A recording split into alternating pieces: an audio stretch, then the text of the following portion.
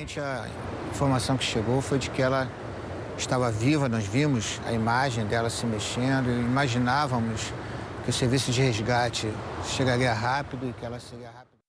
Jenazah Juliana Marins akhirnya tiba di Rio de Janeiro, Brasil, pada Selasa, menandai satu bab baru dalam kasus kematiannya di Gunung Rinjani. Namun, kedatangan jenazah ini tidak mengakhiri perjuangan keluarga untuk mencari keadilan dan kebenaran.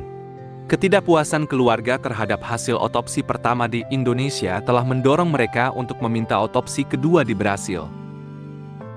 Langkah hukum resmi telah diambil untuk memperoleh otopsi ulang ini, yang dijadwalkan pada hari Rabu. Keluarga juga berencana untuk membawa kasus ini ke pengadilan internasional setelah hasil otopsi kedua di Brasil diperoleh.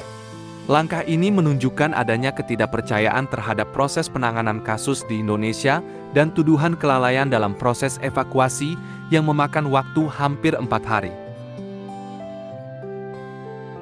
Sebagai informasi, hasil otopsi pertama di Indonesia menyimpulkan bahwa Juliana meninggal dunia akibat pendarahan internal yang disebabkan oleh kerusakan organ dan patah tulang akibat benturan benda tumpul.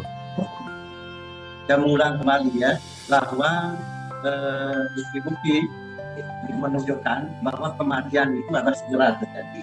Mengapa demikian? Karena pendarahan yang begitu luas, kemudian juga patah tulang dan luka itu multiple. Jadi hampir pada seluruh tubuhnya, termasuk juga organ-organ dalam yang ada di dada dan dari 20 menit kalau terjadi. Nah, jadi kalau kita lihat yang paling terparah itu adalah yang berhubungan dengan pernapasan, yaitu ada luka-luka terutama di daerah dada, terutama daerah dada bagian belakang ya. Kedatangan jenazah Juliana menandai satu tahap yang berakhir, namun juga menandai permulaan perjuangan baru bagi keluarganya dalam mencari keadilan. Otopsi kedua di Brasil dan rencana untuk membawa kasus ini ke pengadilan internasional menunjukkan tekad keluarga untuk mengungkap kebenaran dan menuntut pertanggungjawaban atas kematian Juliana. Kasus kematian Juliana Marins di Gunung Rinjani masih menyisakan luka mendalam dan kemarahan bagi keluarganya. Dalam wawancara emosional dengan fans Ticho, ibunda Juliana, Estela Marins, menyatakan dengan tegas bahwa kematian putrinya bukanlah kecelakaan biasa, tetapi akibat kelalaian yang fatal. Ini sangat menyakitkan dan membuat kami marah. Orang-orang ini telah membunuh putri saya, ujarnya. Manuel Marins, ayah Juliana, memaparkan kronologi kejadian yang semakin memperkuat tuduhan kelalaian berat. Sekitar pukul 4 pagi, Juliana mengeluh kelelahan dan meminta istirahat. Namun, yang menggelikan dan menjadi inti tuduhan kelalaian adalah tindakan pemandu yang meninggalkan Juliana sendirian selama 5-10 menit hanya untuk merokok. Dia ditinggal hanya karena pemandunya ingin merokok. Untuk merokok.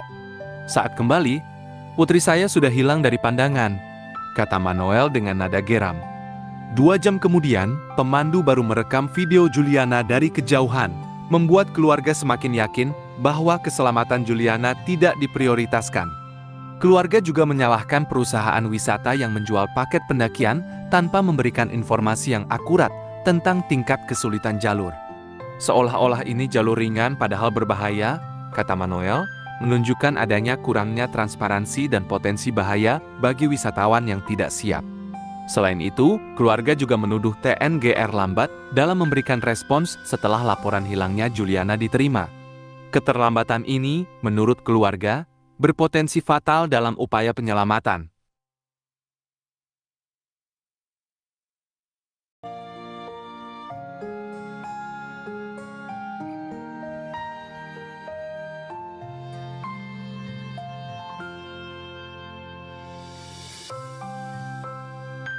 Keluarga Juliana Marins menuntut kejelasan dan keadilan.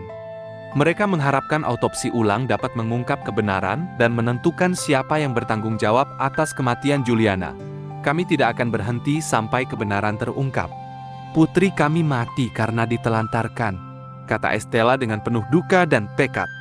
Kasus ini menunjukkan pentingnya standar keselamatan yang ketat dalam kegiatan pendakian dan tanggung jawab semua pihak yang terlibat.